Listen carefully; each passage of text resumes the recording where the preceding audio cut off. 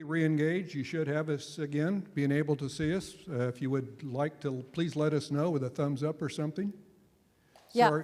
Sorry about let's see, that. wait, it looks like we are So for back. the I wonder- online community, we were just looking through and reviewing the minutes through 5.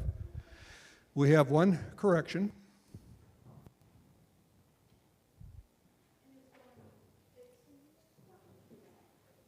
I'm sorry, what? Oh, We got too many people trying to get in. I've been having problems with MediaCom, or the new MetroNet, I mean. I think we're just going to have to go. You're back on. Okay, so the online, I guess it's going to be kind of fragile. We may or may not lose you as we're going through, but just so we can get. If all the people here would get off the internet and Well, free up there's some only bandwidth. 2 of us and the computer, it shouldn't. Nancy, would you see. shut off your computer, please?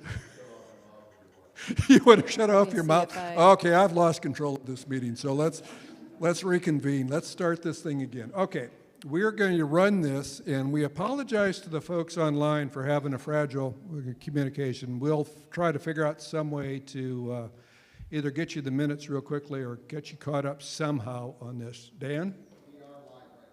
We are live right now. It's just a question how long we stay live. So if we lose you again, we may just keep on trucking. So apologies.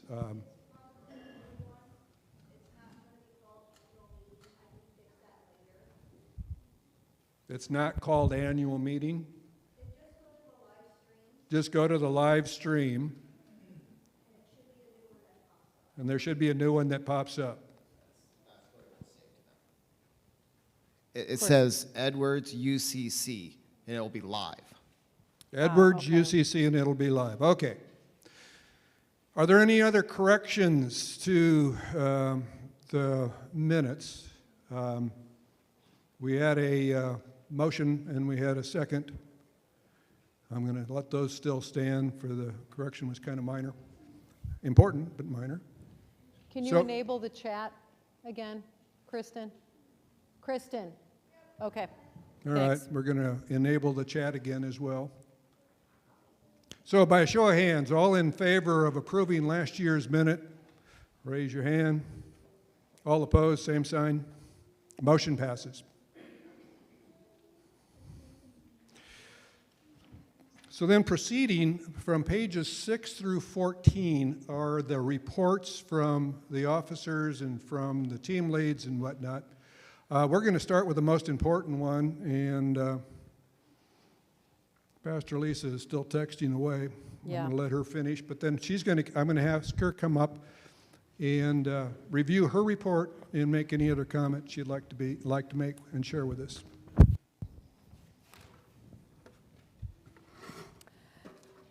For those of you who did not read my extensive report beforehand, I just want to go over some of the highlights. What I did was I took the highlights from each month of my pastor's report. So for council every month, I report what we have accomplished over the past month, what we're looking forward to and working on. And I went back and I went month by month to look at all the things that we have accomplished, because it's easy to forget. It's easy to forget where we started and where we are now, and it's something that was really, really helpful to me and I think all of us throughout the pandemic when we felt like nothing is happening, when in fact a lot of things were happening. So we, last year, as you'll recall, let's see, maybe somebody's calling me, no.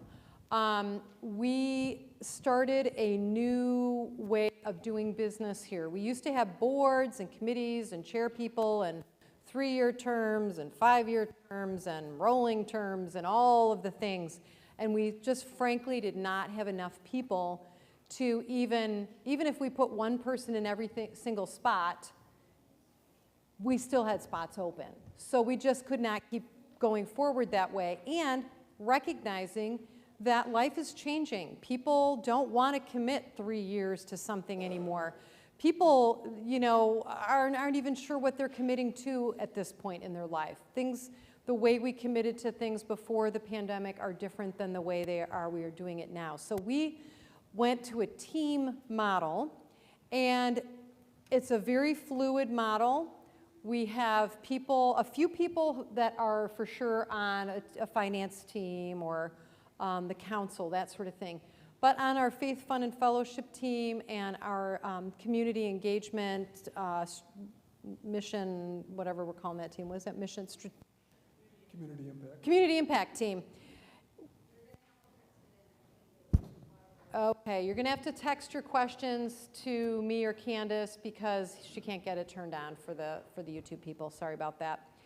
We have several people who show up every month to these meetings, and then we have other people who show up sporadically. And when the committee decides, yes, this is something, the team decides we want to focus on this, then we work at finding other people to help us with it. People who like to do things. And we now have a list. 22 people turned in their time and talent sheets, which means a lot of people have not turned in time and talent sheets. And so we would love it if you're one of those people who has not yet let us know, like, hey, I would help with this, or I'd like to come to that.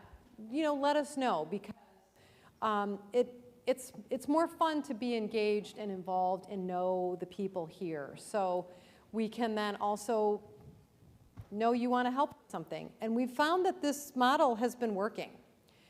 So that's one very, very big win this year. We, as many know, when we created the community impact team, that was to do mission help kinds of work and to do social justice kinds of things. We just don't have anybody on the team that is raising up those social justice kinds of things. So there's plenty of room for that, for people who want us to, as a church, respond to things in our community or wider afield. You just have to, you know, come forward and come to that team meeting.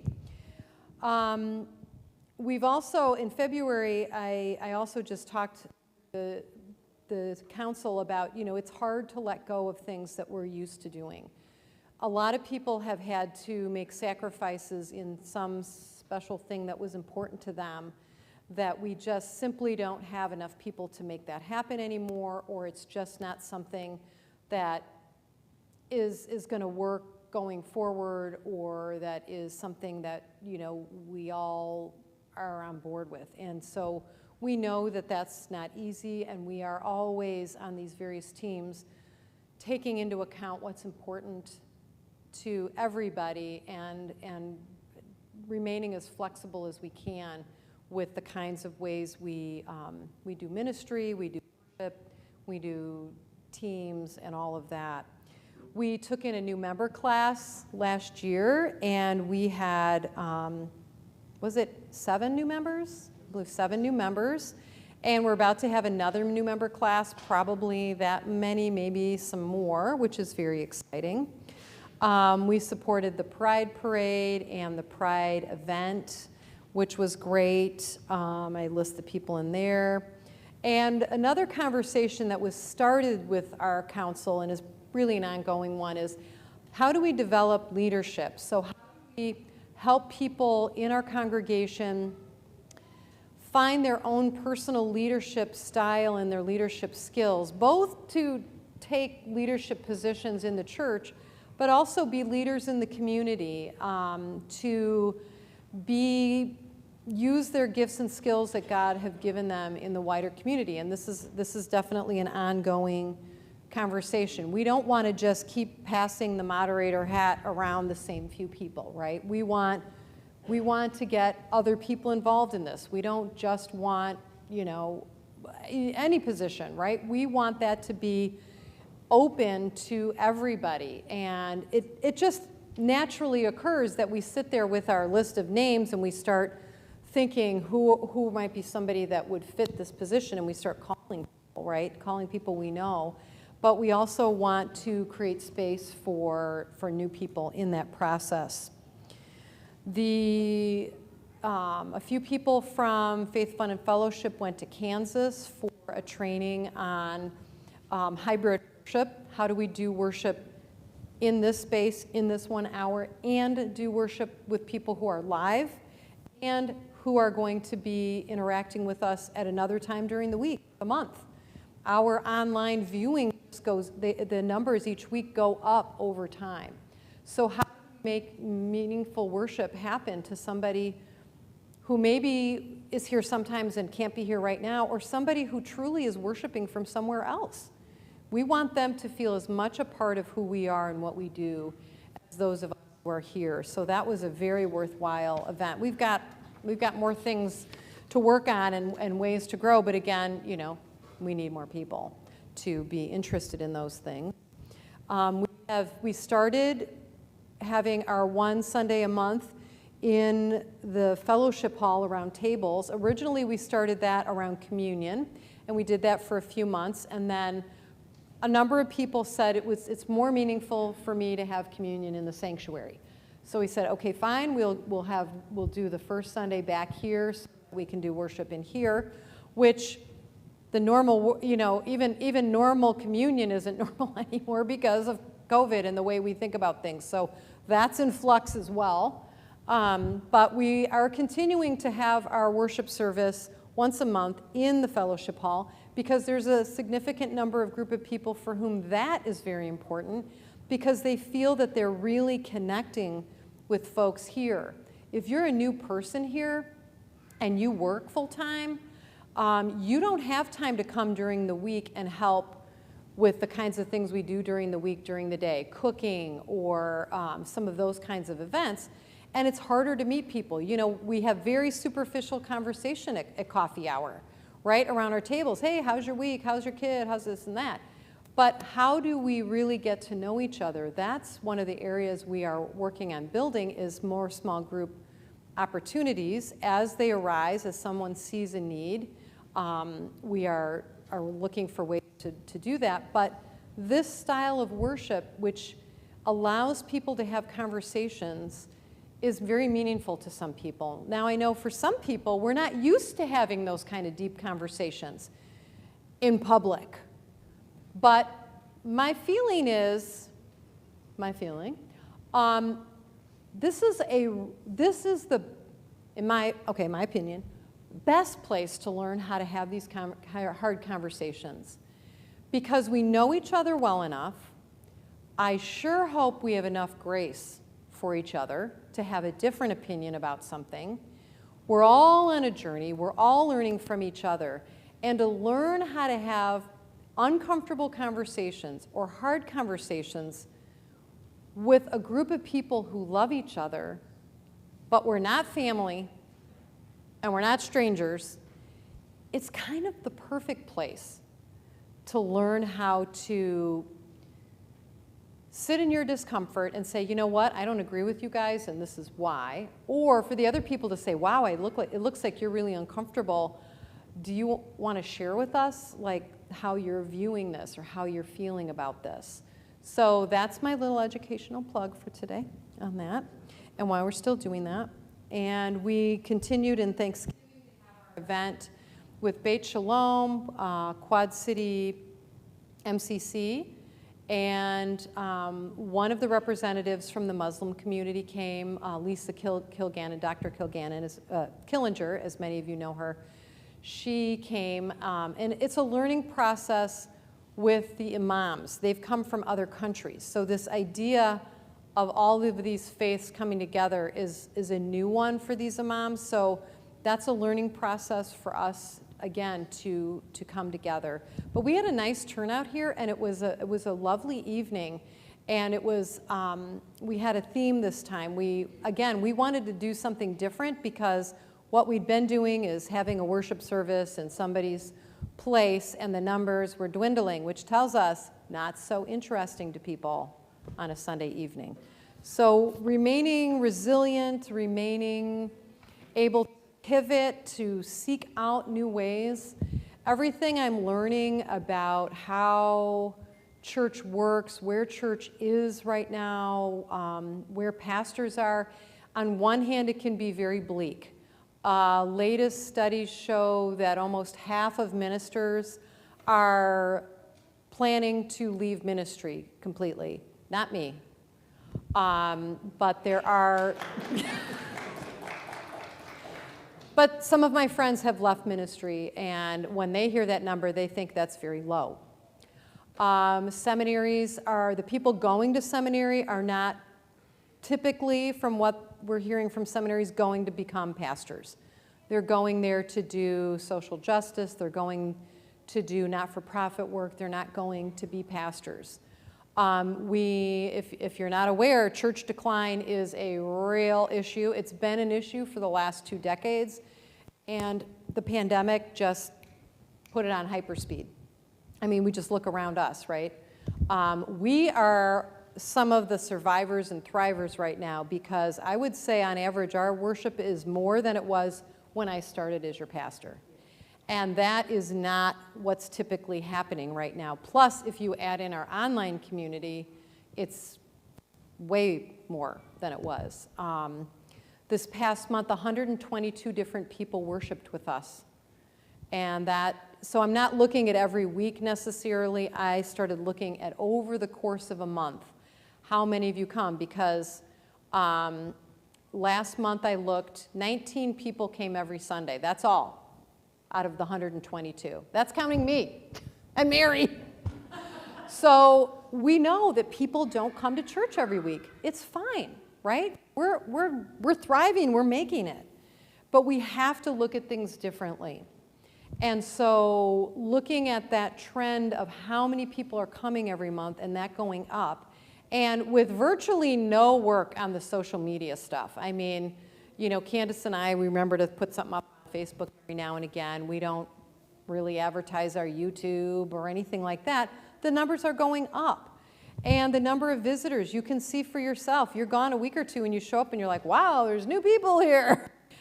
We are thriving because one of the other trends is that the churches that have I'll use the word progressive theology, and what I mean by that is a theology that we're open to the fact that we don't get all of the things we were taught about virgin births and raising from the dead and the kinds of things that are hard for us to put our heads around. But, now, this is for me, I know it's not everybody in this room, and we believe in Jesus. I mean, like, we want to act like Jesus, we want to be like Jesus, we want to learn how to live our everyday life the way that for time immemorial we've learned in the Bible, that we are still committed to this man who lived, who came from God somehow. We believe in something bigger than us, something we can't explain, from anything from some guy sitting up there somewhere to some way that energy works, that we believe that, and we believe that's for everybody. We believe that that's for everybody, no matter who you love, no matter where you live, no matter how much money you make, no matter what your clothes look like, no matter you are in need of a house or not, or you're hungry or you're not. We believe that everybody is welcome here. And I don't have to tell you, that's not the face of church out in the world, is it? On any of those matters, right? There's a lot of you need to believe this or you're going to hell, or you need to believe that. You can't be this, you can't be that. You can come, but don't do this and don't do that. So we're not that. That's what I mean by progressive, okay? That is what's growing in this day and age. And I believe that is who is coming to this church. People who want to connect with people who are like-minded on their journey in life. And I believe that we're making that happen for people. Can I get an amen? I mean, yeah, okay. Jolie's got a question or a comment. Do you mind coming up to the mic? Do you care if you're on the screen? Okay. This is Jolie Sullivan, one of our confirmands. So we recently Oh, started. turn her mic on. Terry's going to get it. You're fine, she's going to get it. There you go. So we recently started a confirmation class, and we've been talking a lot about the difference between confirming and conforming, and how conforming's changing your beliefs, changing it to fit in, and we're trying to more concentrate on like finding your faith and what you want to do, no matter like if it's different than what you're expected, or just kind of doing what you want to do and not really changing to fit in. So I feel like it's a very Awesome. confirming. The chat is live again on YouTube, if anybody wants to chat. Do we have any comments? Anybody else comment? Let me double check here. Oh. Okay, people need to try again.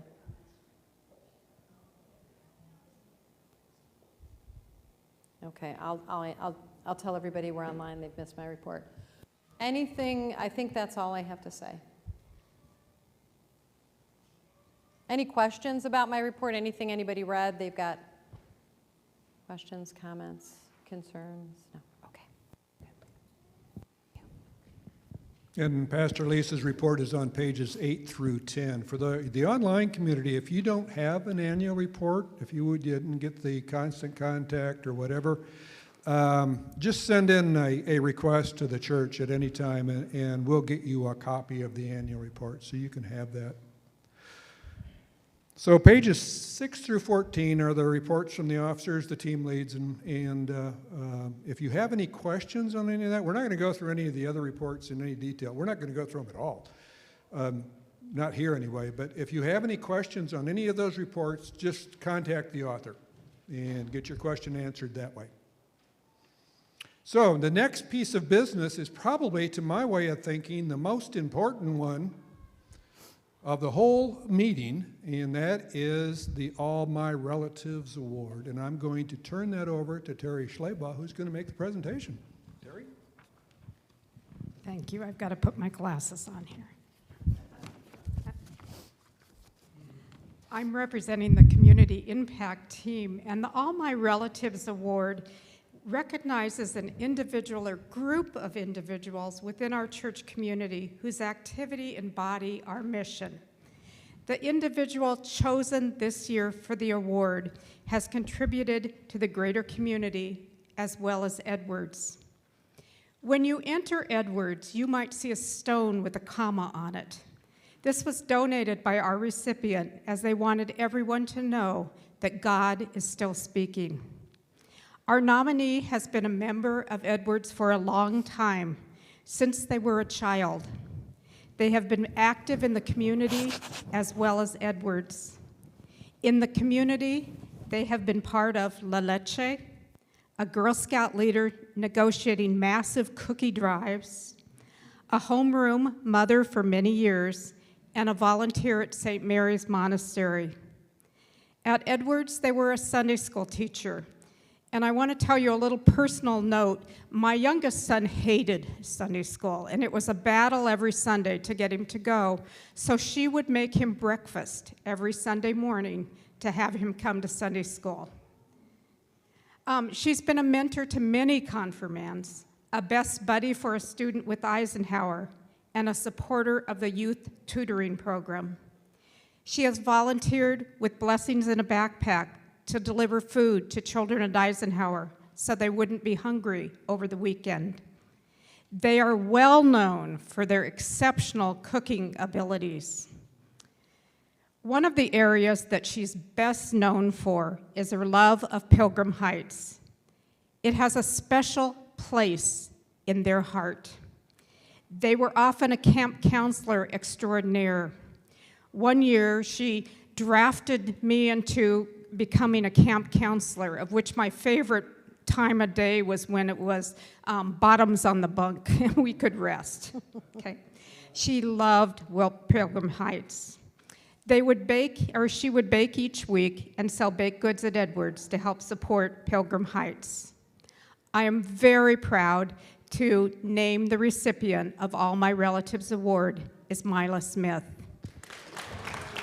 And I'm asking her son Neil if he could come up. Is Neil? And accept the award for Mila. But I would like all of us to stand up and give virtual hugs to Mila. You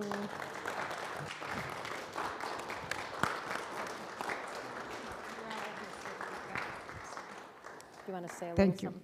something? Let him say a little bit. Well, this is great.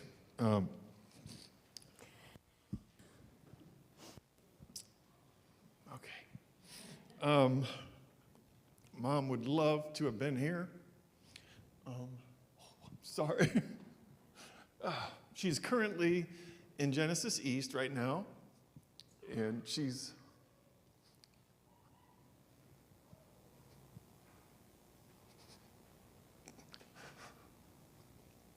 fighting for another day.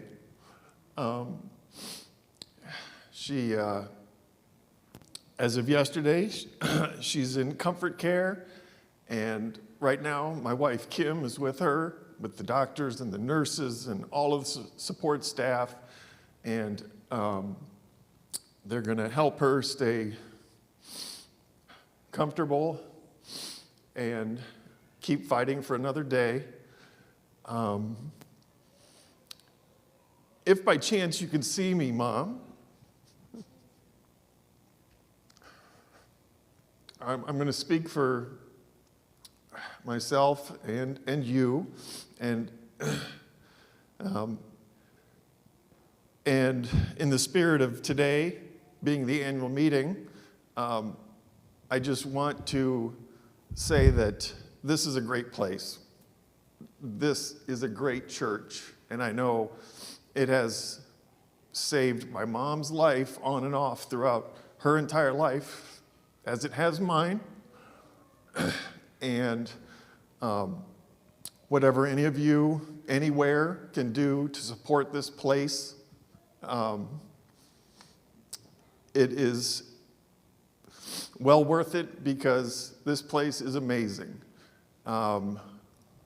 And Mom, I want to remind you of a discussion we had about a year ago or so, and it kind of goes like this. You know, if I go before you, you will keep supporting and supporting Edwards, and if you go before me, I will do the same. And when we do come, we get asked about Dad a lot.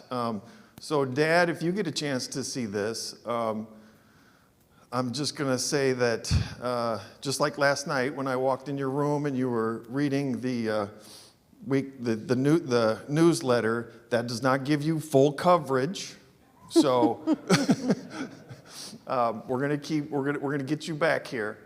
And on top of all of the life of giving and loving and supporting, my mom was and remains the most amazing wife, mother, grandmother, great-grandmother that I've ever experienced or seen or had the privilege of living with. So thank you very much.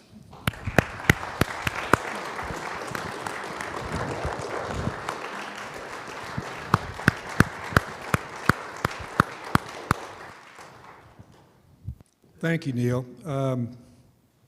Hopefully Mila and Milo could see that online. If they can't, I'm sure we're going to make the recorded version of this thing available to them so that they can see them. Neil, you almost brought tears to my eyes. I was serious when I said that is probably the single most important event of any annual meeting is the All My Relatives Award. And Mila, bless your heart. God bless you. You deserve it. Mm-hmm.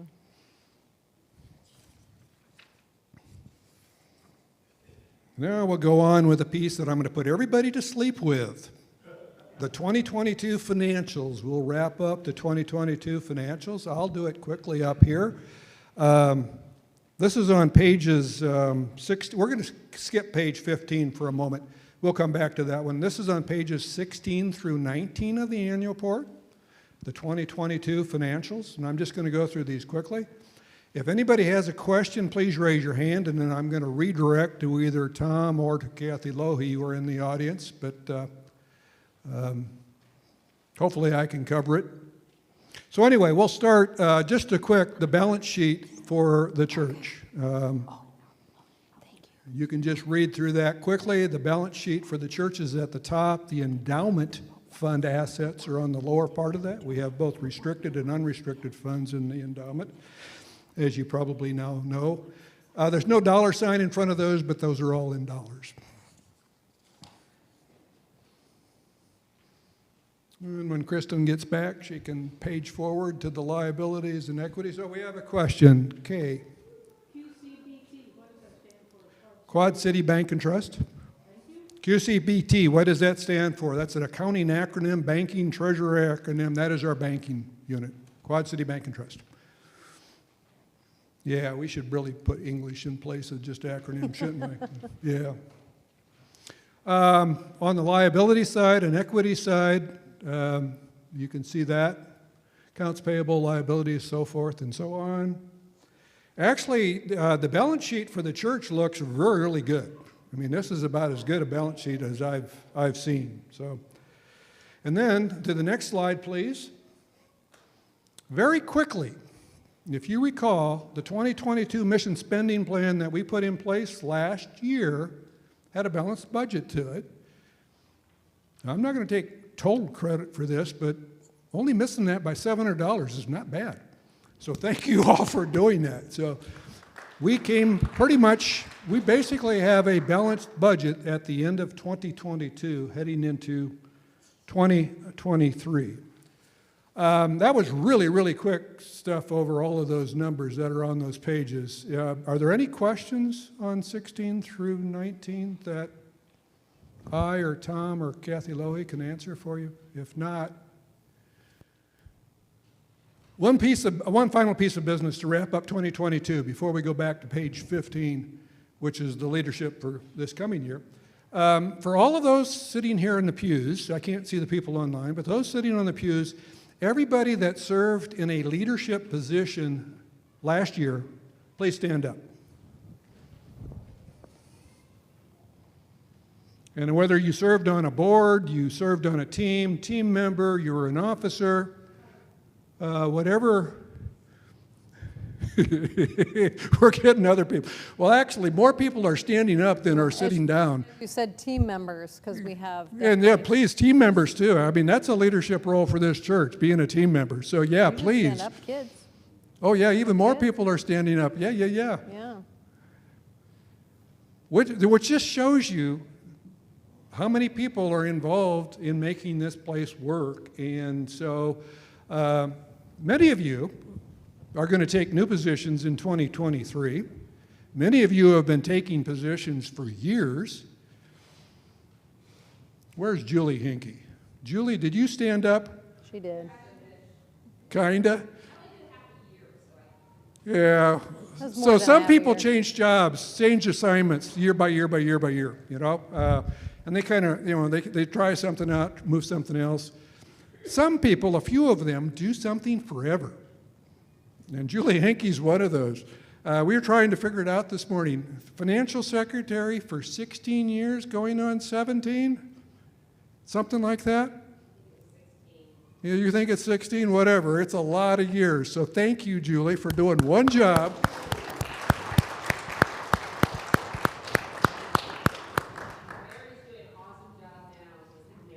Well, and Mary's doing an awesome job now, and that's because you trained her, right? Yeah. Yay, Mary. Yeah, Mary. But no, thank you to everybody that has served in some kind of leadership role. And as Pastor Lisa said, some of us are old treads. We've done this enough, so we need other new, fresher people taking over some of these positions and learning how to do this. So if you've got an interest in being a leader, we got an opportunity. So if you would go now to slide 15. So, for the 2023 leadership team, excuse me? Yep, that's it. Oh, it's on page 13? Oh, never mind. Sorry about that. Tim Huey has decided he's volunteered to become moderator-elect. Yay. John Kraus is going to move from moderator-elect to moderator. I get to move to past moderator, so I don't have to do a whole lot. Elizabeth Norwood will now become the treasurer. The new clerk will be Kathy Wetzel. Financial secretary is Mary Coker. Faith, Fellowship, and Fun will be Sandy Reinders. Brian Foy will continue at Community Impact. Brad Miller will take over facilities. And one of the things in this governance thing we're still kind of working out is the finance team. We have an endowment board, a memorial board, and a treasurer who are all members of the finance team. And right now that seems to be working pretty well with actually not having additional meetings to go to. So this is the leadership roster that we are putting in front of you for a vote today. So I need a motion to approve the 2023 nomination slate. Tom so moves. A second? I second. Julie Hinkie seconds that. Is there any discussion? Hearing no discussion, I am going to ask for a vote by a show of hands. All in favor of 2023? It is a unanimous. I'm not even going to ask for the other side of the vote. That motion passes unanimously. And now, John, I have the distinct pleasure of giving you the microphone. Go, John. Go, John.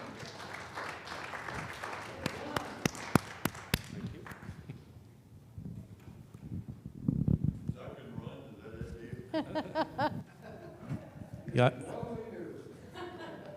I noticed that the people that moved and seconded were those that are leaving. All right.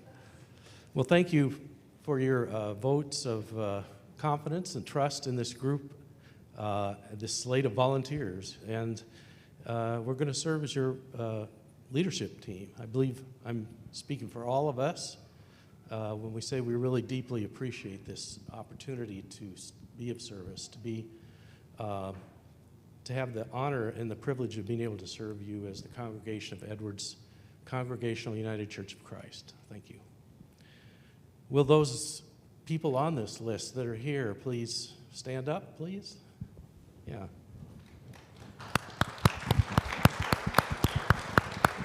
And remain standing, please, for a second. I'm certain that you all will agree with my opinion that as individuals, these people represent a really solid, capable, faithful, strong, talented, committed, generous, open. I made a list. Did you see that? Yeah. And forward-thinking team of leaders. So I'm really feeling a privilege to be a part of this. And thank you very much. You go ahead and have a seat. And then also on behalf of this group, I think we can all promise to be open and available to you. If you have important ideas and feedback, we want to respond to that, as hopefully we have throughout this past years. We also trust with your help and your continued efforts, your support, your talents, your generosity of time, stewardship, and active participation in the life of Edwards. Thank you. Now, I'd also like to take this opportunity to recognize our pastor and staff. Oh. So, as I call your name, if you would please stand up. I'm going to start with the Reverend Lisa Olson-Gaston, who serves as our pastor. Thank you. And our pastor and teacher, I think is your official title. And as you can tell from her speech this morning, her report, she is very much committed to the church. I think every meeting that I go to, she's there. I don't know how you can attend all those things, but I appreciate seeing you there. So you know what's going on, so you can add your input. You have lots of ideas that you can present to us. And like in the sermon this morning, that you give us a challenge, you give us something to work on. So I appreciate that. Thank you. You can have a seat. Thank you. I'd also like to introduce Candace. Is Candace here? Hernandez, if you'd stand. Oh, you can stand up. back. Great, yeah. Candace, of course, is our membership engagement coordinator and our administrative assistant. And we appreciate the work that you're doing with all the responsibilities with that. Thank you, Candace. I'd like Mary Coker to please stand. Mary's, of course, our interim music director and organist, and we appreciate all of her leadership in the music program. Thank you, Mary. We have a bookkeeper, Kathy Lauhy. Is she? Yeah, you are here. Okay, great. So, and Kathy has been in that role for a long time, and we really appreciate the work with numbers. I had a chance to view her work when we were wrapping up the 2022 budget and looking ahead to 2023. So thank you, Kathy. We also have custodian, that's a member of the staff, Sam Tibbetts. You may see here if you're here during the week. And then also, I would just want to recognize past staff members, Mary Ostrom, who is our caregiver coordinator, and Tyson Danner, who was our music director, technical advisor, and strategic plan organizer. So if those people are watching, thank you. All right. This, for me, is also an important time, and I know it may take a few seconds, but I think it's worth the time. That I would like to appropriately take this time to show that we recognize and show our gratitude for the leaders of this past year in 2022. So we have a little bit of a token of our appreciation, but if you would come up as I call your name. First of all, David Reinders, would you come forward, please? He's not here. Of course, is our moderator this year, and will be becoming our past moderator, and served as moderator-elect, so he's taken a 3-year commitment here, so thank you, Dave. Appreciate it. Brad Miller, please. No, that's fine. Brad is our past moderator, and I think I see him give a sigh of relief when that vote was taken. So he's made a long commitment, and will, of course, is continuing to serve in roles that we have here. So thanks, Brad. Chris Kennecke.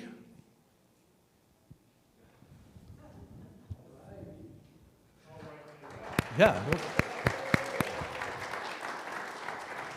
Krista serves as our clerk for, we were trying to approximate, but 6 years or more, which is a great thing. So taking all of our minutes and being there present to make sure that what we do is permanently on the record. So it's going to go on your permanent record. Thanks, Chris. Tom Kennecke, Tom, sorry. Now, Tom has served as our treasurer for about 5 years, and I think he has been telling me all last month, I think, that he's going to be glad to kind of take a break from that. But but we appreciate his work with all of the budgeting and taking care of our money. Thank you. Marilyn Redizel.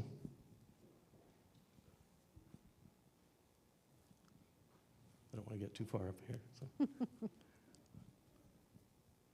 Marilyn is served as our chairman of our Faith, Fellowship, and Fun team this year, and that we were trying to figure out today in the role as a worship committee, worship board, and all of the things that she's done to help us have beautiful worship and meaningful worship and help set up things that we don't really even know that have been done. We appreciate your time. I wanted to mention Kathy LaFrenz was also a big team member with us. Yeah. Yeah. Thank you. Robert Redazel. Yes, Robert, you. Robert has been our chair of the facilities team and has helped be in charge of taking care of all of the this beautiful building that we have, and we appreciate your work and everything. Yes, Yeah, the lawn, the snow, the cleanup, and Yeah, thank you. and using your skills. Appreciate it.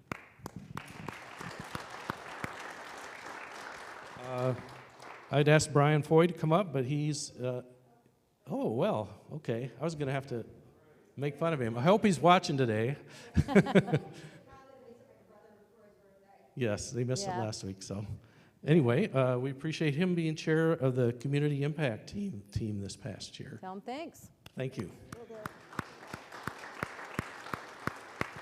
And last but not least, Julie Henke. Please come forward. Now, this has been a person who has volunteered and has been with us doing this job for 16 years, I believe. Yes. That's allowed me to do this. Yeah. Which is a huge commitment over this time, taking care of our all of our financial collection and making sure it gets to the right place. So thank you very much, Thank you. Julie. And I want you to turn around. No, turn around. And everybody read this. Do justice, love kindness, and walk humbly. I think she is a Yeah. good representative Yep. of that. Thanks, Julie. Good job. Back Bay mission shirt, and so good trouble. So, Yeah. 100-year anniversary shirt. All right, very good. Thank you. Thank you to all of those. One more set of thanks. I'd like to, again, witness and recognize the hands and heart, hearts, feet, and spirits of those who are servants and stewards of Edwards Congregational United Church of Christ. Now, if this applies to you, I'd like you to stand up. If you, and I know, Dave, you've done some of this, but I want to, it doesn't hurt to be redundant when something that's important. So, I'd like you to stand if you've been a member of or you've helped programs with activities of the Faith Fellowship and Fun team. If you have, for example, provided organized music. Yeah. If you've helped set up worship, if you've worked in the kitchen, please stand up. If you have helped with the chili supper, if you've helped with community kitchen, if you've read scripture, if you've helped with sound and visuals, get more people to sub. Now, I see some people who have been involved in the music program that aren't standing up here. Choir members, bell choir, vocal choir. Thank you. And those who have served or done activities with the community impact team, things with social justice, things that have to do with the food pantry and blessings in a backpack, and Back Bay Mission, and tutoring, and coordinating with other community programs. Members of the facilities team, anybody who's worked with Donuts and Hammers, who has done mowing, shoveling, cleaning, picking up outside, picking up inside, moving furniture, members of the finance team, anyone who has helped with the yard sale, with fundraising, the stewardship campaigns, contributed financially by pledges or donations, and anyone who has joined the church this year. Caregivers. Yeah, the caregivers, exactly. Those who are giving time with the caregiving program, either through their time, their contributions, and so forth. And last but not least, those who have attended a church council meeting. I think everybody should be standing up for that. So, will you please give yourselves a hand, for you are... And those watching online also contributed, so excuse me for excluding you.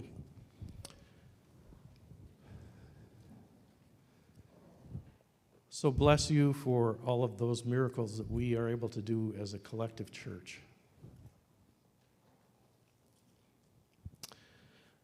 Now, I'm looking forward to continuing our momentum and progress that we've just discussed during this coming 2023 church year. The members of the teams and the church council and various groups have all examined Edward's coming financial needs and anticipated income and come up with the 2023 mission spending plan. It's as it's printed on the last 2 pages of your annual report. I'll ask Elizabeth maybe to come up and join me here up front. She knows the details. I'm just going to talk a little bit and then see if she has some additional comments, or also be able to answer questions we have. As you're aware, or may not be aware, we have 3 major categories of expenses. Those are the church and mission, that is doing things, the building and office operations and maintenance, and then the pastor and staff compensation. Okay, so if you look if you care to look at the totals of these, you can see that well, let me skip to our anticipated income. Yeah, okay. So you can see that the total of these will be $233,058. The anticipated income at this point is $193,012. Part of this is due to increased expenses, of course, with the cost of fuel, the insurance that we pay on the church, the number of people that are using our building, and therefore all of the things that are involved with building maintenance there.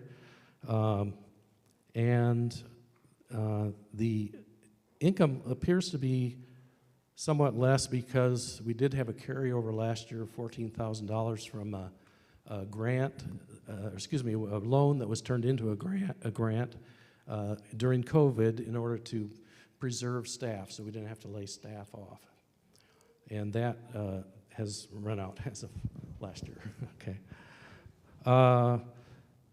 At this point, our pledges, we have about a 9% decrease in total congregational giving compared to last year. And so at this point, as you can see, the proposed mission spending plan is at a deficit of $40,446. So what do we have planned maybe to help with this?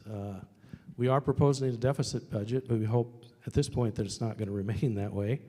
We want to keep the window open for pledges through the middle of March. These will be for new pledges, those who haven't pledged yet, or choose to increase. Of course, no one wants to cut the programs that we have. It's hard to not have a building, and we certainly don't want to cut staffing. Our mission, our mission is, I view our mission as kind of like the destination that we're trying to reach. And the staff that we have and the volunteers and the programs that we have are like our vehicle, but we need gas to get to that destination. We don't want to run short of where we're actually trying to go, so we don't want to cut. The other thing that I would like to do is to form an active and dedicated stewardship team that's active throughout the year, and not just at this point. I think sometimes we're a little bit shy about talking about money and expenses and so forth, but it's really just like your own household that we need to be aware of what we're bringing in, what we want to accomplish. So the mission, should they choose to accept it, would be to help defeat this deficit, and to maybe more positively stated, to fill those gas tanks and reach those destinations that we have for our missions and our goals. We, as a congregation, have always been freely and generously giving of our time and our skills and our money out of love of God, love of each other, and love of our neighbors. I think that's kind of our mission.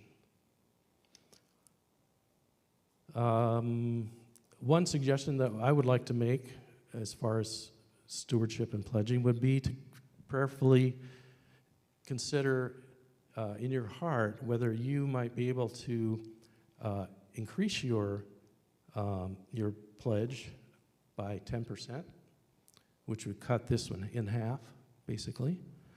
And the other would be maybe to think of it as adding another month, have it 13 months of giving instead of 12 months of giving. And that would also help with that. So just some suggestions to kind of prayerfully consider in your hearts. Elizabeth, do you have anything you want to add? Okay. Yeah, I'll talk a little bit and give a little perspective and history. If you all don't know, I was the treasurer for 15 years earlier, from 2001 through 2016, or through 15 until January 2016. So it helps to have a little perspective. I've seen deficit budgets before. I've seen periods where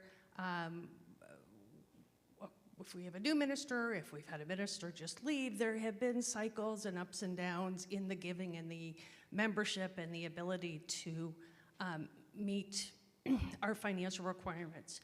So as I look at the church right now, the $40,000 deficit is not what I would choose, but I do have a strong feeling that we are on an upswing, and we have new members, and we have programming that is meeting the needs of our current members and meeting the needs of our community. So I am optimistic in that way. I would not want anyone to feel this is doom and gloom. I've been through this budget kind of with a fine-tooth comb, and the things that are in this budget right now are necessary. You know, we have to maintain our building, we have to pay the utilities, we have to have, very important to this church, I think, everyone to support mission. So whether that's our tutoring program or a contribution to our church's wider mission, we are supporting those. We also need to pay our minister at least on the grid of the salary guidelines. And I'm emphasizing this, as Lisa said earlier, there are a lot of people living the ministry. I am the mother of someone who is in seminary right now. And I know that looking forward, it would take her, or for anyone else, a living wage to want to go into ministry. And while I'm mentioning her, I will thank Mila Smith, because she was one of the people who did confirmation when Emily was here, and she was a big formative influence in her and part of the reason why she's in seminary right now.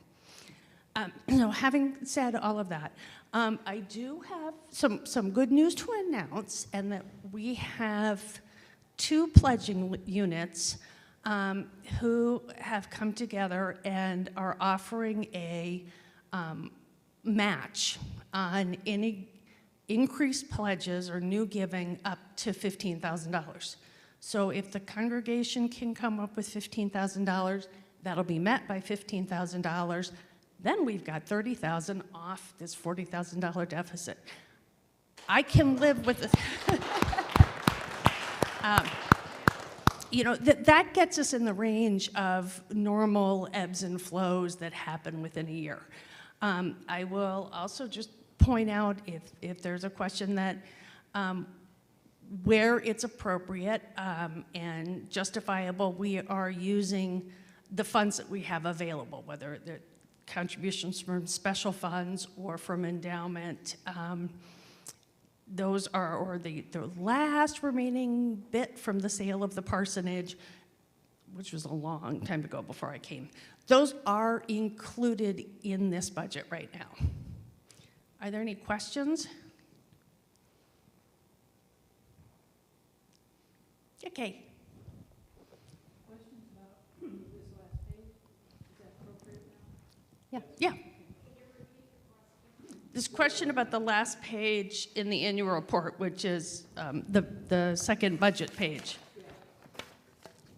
I noticed that the music choir director, who is Tyson, his salary last year was $11,480.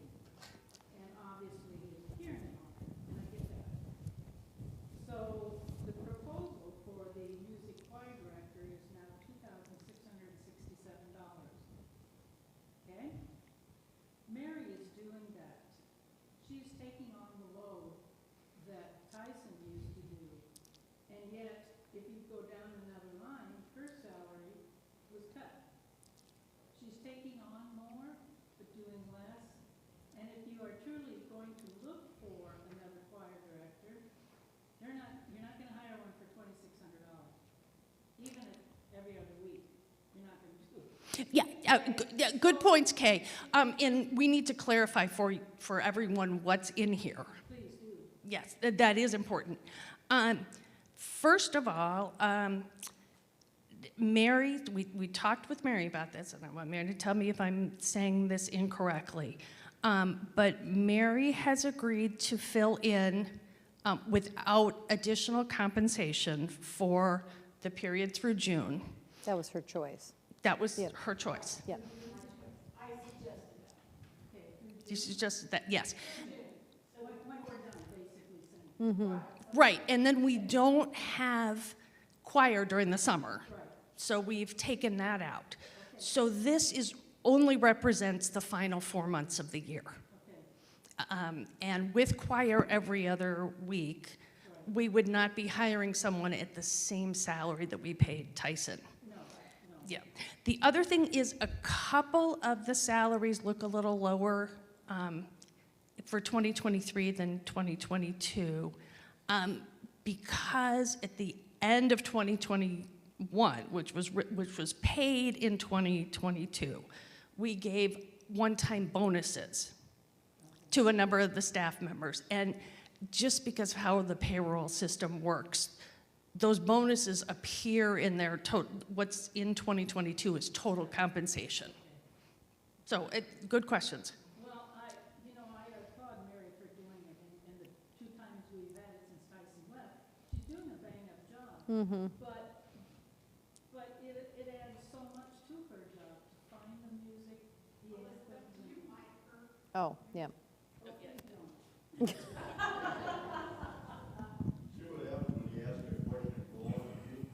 Iowa women are winning. Anyway, Mary's doing a bang-up job, and I appreciate her willingness to take this over because we couldn't sing if we were directorless. Okay? I just applaud her generosity Yeah. to do that.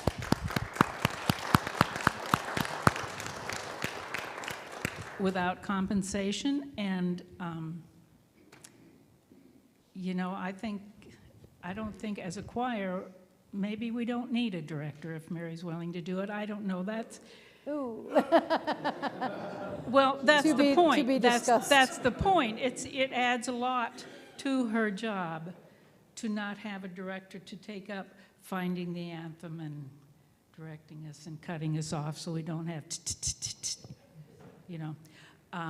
but I would like to see a director come fall. I think that would be great. Thank you. Yes, and that is the point. Good. Uh-oh, rebuttal. I just want to make perfectly clear that the reason I did not accept compensation is because I feel that I am so much more than adequately paid to do the job that I already do.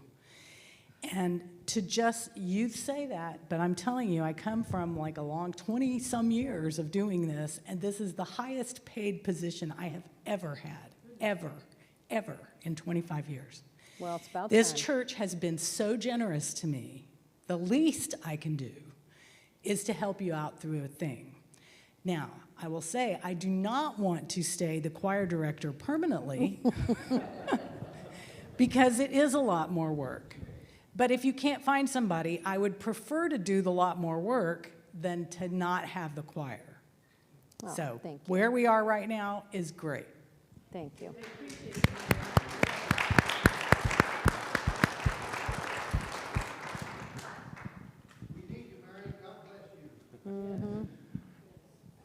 Very much. Thank you. At this point, I'm going to ask for a motion to approve, and we can, of course, have further discussion if I receive that motion. Somebody would like to make a motion to approve the... Sandy? I second. Okay, Sandy, and then Chuck. Sorry, almost called you Charles. All right, any other discussion or questions? Thank you, Elizabeth, for helping us with that. All right, seeing none and none appearing online. I don't have any. Ask Kristen. Do you have Kristen, any do you have any questions online? None. Okay. Okay, I will call the question then, and we will vote. So all those in favor of the 2023 budget, mission spending plan, I should say, please raise your hand. Thank you. And all those opposed, same sign. Seeing no opposition, I believe we have a unanimous passing of the motion. Yay. Yay, yeah, thank you. Yay. All right. I would like to go ahead and adjourn the meeting. I don't believe we have any other business, but I would like to ask for a prayer or benediction of some sort. Yes. I just want to let the people online know and people at home who would like to go back and see anything about this service, about the meeting, Kristen's going to go home and put the two parts of the meeting together because we lost power early on, and you will see a full meeting up later today, not under the live videos, but just under videos. So if anybody else wants to look at anything, that's where you'll find it, under the videos. Thank you, Kristen, for doing that for us, and Terry back there on sound. And now let us pray. God, we are so grateful for this community. As John pointed out, every single one of us here, the people we represent, the people online, are all involved and engaged in this ministry, and we are so grateful. We're so grateful for your guidance, for your generosity, for your love, for the light that you shine in and through us, that we might be your light in the world. We pray that you will continue to guide us, that we will find ways to continue to turn toward you, and that we will be all that you want us to be. Amen. And now may God go with you, may God's face shine upon you, may God be gracious unto you, and may you shine God's peace and light in the world. Amen.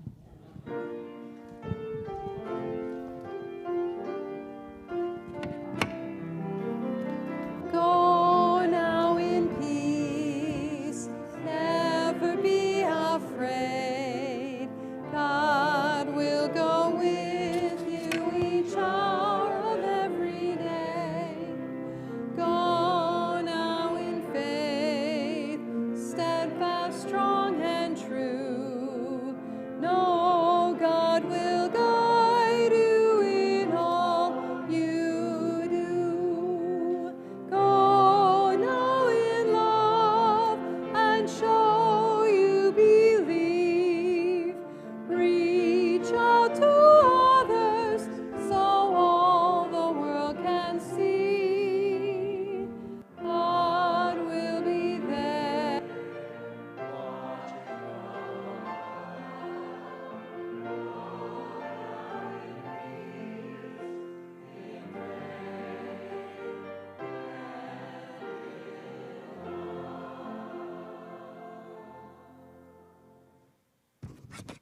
Thank you.